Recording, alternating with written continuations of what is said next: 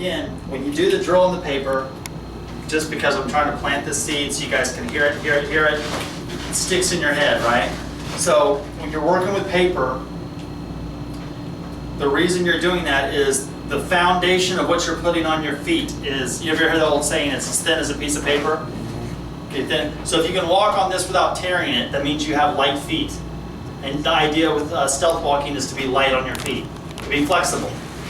If I put all my weight here, and I step down and put all my weight down like this, that isn't going to work that much either because you're going to stretch. So the idea is to, walking on paper just teaches you how to be light on your feet to do the walk. Then, once you get the technique down, then you take that technique and put it into an application like walk on gravel, walk on wooden floors, walk on, right? It's kind of like walking on paper would almost be like bag drills. You're learning how to do the technique and you're putting something on it, but you're not in a sparring sense. You know what I mean? And a sparring sense isn't a real life or death situation either, right? We can all come to that same agreement.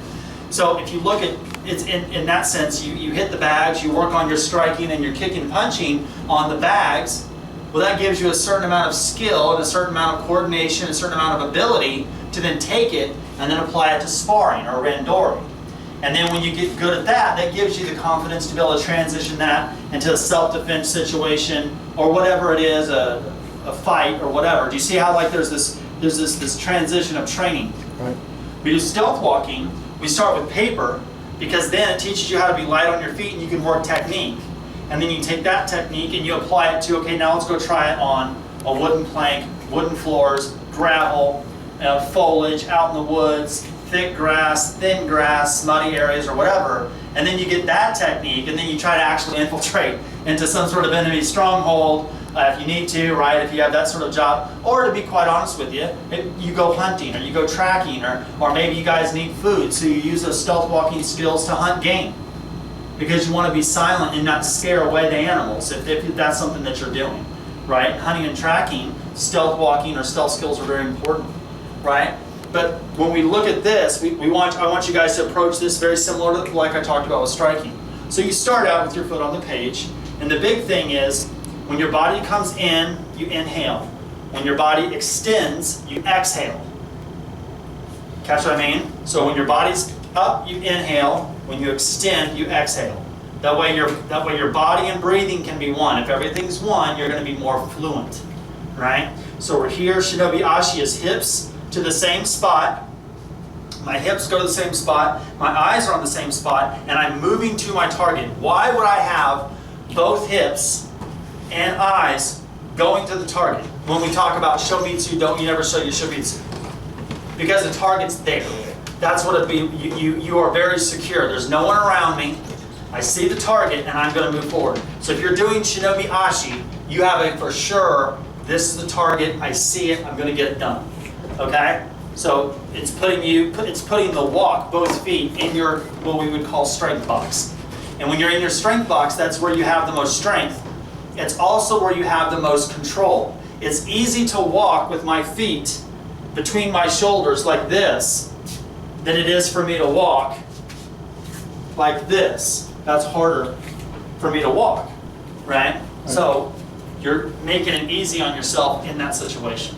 You catch what I mean? So once you're starting, make sure that when you put your foot down with Shinobijutsu, or silent foot, you're making sure that the heel, the back leg, once you point your toe, it's almost like a calf lift. I just want to push up on my foot and I'm rolling toe to heel. I point my foot out, and once I push up on the back leg, I'm putting toe to heel.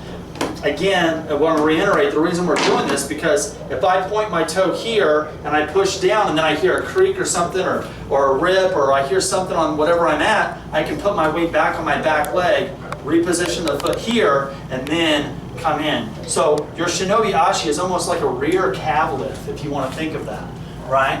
So I put out, right, I'm here, and I push up on the back leg and I just go toe to heel, right? And my hips are moving the target. What we're going to do now with Ninjutsu is now you're going to be kind of out of that strength box. You got one toe here, one toe here. So we start out with the toe straight like this on the side of the foot, but as I walk with Ninjutsu, this cross steps here, my backhand comes forward, I inhale in the back step here, and I'm putting my foot on the arches of my foot, just like that. So I'm coming across, I'm putting it down like that. You don't want to step here and then put straight like this, because you're trying to, you want to make to where you can be light on your feet going forward. So you don't want to put the weight down. So when I come across, I want to push here, and then see how like this part of my foot's up. I'm going to push up on my calf and do something very similar, but as the calf comes up, then I put the foot down. And then I extend out, I exhale and extend, and as I extend, then this calf comes up as I push up, right? I inhale as I cross in here, and as I cross, I push up. I exhale as I extend, and I cross and push up. So when we're doing Nusobi Doashi, or the thief step, when you're in position, it's cross, step, right? So let's work on that.